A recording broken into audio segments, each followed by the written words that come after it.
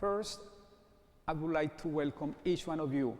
Coming to the church, we usually, with the deacon, go outside to come from the back to here. I saw that there is a car in this area with a license plate from Canada. So I want to welcome whoever comes from Canada to Blessed Sacrament. Who is coming from? Oh, okay. Welcome to Blessed Sacrament. Okay. I was so happy saying we have people coming from all over to see our beautiful church. Anyway, today's gospel is a wonderful gospel. The gospel begins saying that the Pharisees want to entrap Jesus Christ in speech. Let me explain what is the nature of this trap that they want to, in which they want to take Jesus Christ. The gospel said that it's the Pharisees who sent the disciples and who sent the Herodians. Remember, the powerful empire in that time was the Roman Empire, and they were occupying Israel. So the Israelite people were oppressed, if you want, by that foreign power. And it was people, some groups, who were in favor of the emperor of the empire, and as always, others who were not. So the question, actually, it was a win-win for those who were asking Jesus Christ. It is lawful to pay tax to the Caesar, to the emperor, to the empire, or it is not. Whatever the answer of Jesus would be, it would be a trap for Jesus Christ. If he says, yes, it is lawful, now he is going to be in danger with those who didn't want to pay taxes or who didn't like the Roman Empire, the occupied power in Israel. And if he says no, now he's going to be in danger, he's going to be he's going to have a problem with those who say, yes, we have to pay a tax. We have to pay the tax to the emperor. So any answer from Jesus Christ would be a problem. That's why he actually didn't answer the question. But instead, he uses that question to teach a wonderful lesson to each one of us. And in that very simple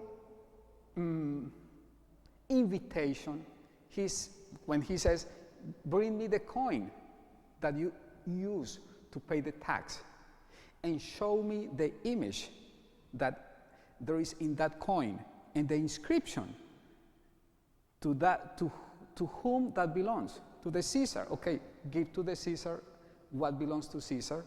The scholars and many actually theologians say that implicit Jesus Christ is saying that coin has an image, that coin has an inscription of ownership. And in saying that, he's saying you, we all here, Christians, have another image and another inscription. The image and the inscription that we belong to God. I want to read what a doctor of the Catholic Church says about today's gospel. I think he says that more beautifully than what I can do it and I can say it. St. Lawrence of Brindisi. Hear what he says about today's gospel. To each, Jesus says, must be given what belongs to him. This surely is a judgment full of heavenly wisdom and instruction. For it teaches that authority is twofold, having an earthly and human aspect and a heavenly and divine aspect. It teaches that we owe a twofold duty of obedience to human laws and to the law of God. The coin bearing Caesar's likeness and inscription must be given to Caesar, and the one stamped with the divine image and likeness must be given to God. We bear the imprint of your glorious face, O Lord. We are made in the image and likeness of God. So you, each one of us Christian, because you are a human being, are God's tribute money, a little coin bearing the image and likeness of the divine emperor. So Jesus Christ, when he says, show me that coin, and whose image and whose inscription is that, he's saying to the Christians, to each one of us, we bear another image and likeness, an inscription. There is an inscription in us that we have an honor. The divine emperor, says St. Lawrence. We belong to God. So give to Caesar what belongs to Caesar, and give to God what belongs to God. And what belongs to God? Our entire being, our entire life. And this is the most wonderful teaching that we may find in the gospel. So maybe today we have to think and meditate what we are doing to make that a reality. It's very easy for me to say it. It's very easy for us to say that we belong to God. But what that really means, and what that really and how that really affects our life is the important question, actually. How every single day we have to keep in mind that our entire life belongs to God. I don't want to talk about the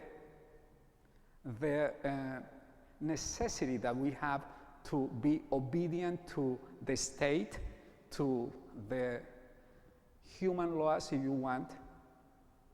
We have those laws and we have to follow them and obey them. I would like to make the emphasis in how, as belonging to Jesus Christ, to God, we have to be obedient to Him. And being the property, if you want, of God means that has to be shown every day. As I was saying, it's very easy to say it, but it's more difficult to show it. If we bear the image of God, the likeness of God, that has to be seen every day, in our everyday deeds, in our everyday speech, how we act, how we speak, how we conduct ourselves in this life. And I think this is the key of a Christian life. How wonderful is to meditate that and to ask ourselves if we are doing that. I mean, if we are bearing that image every single day. We belong to God. We have been made in His image and likeness. And He is the creator of the universe, and He asks ourselves every day to bear that image, to show that image to our brothers and sisters. So I want to invite each one of you to keep that in mind and to try to make that a reality in our life.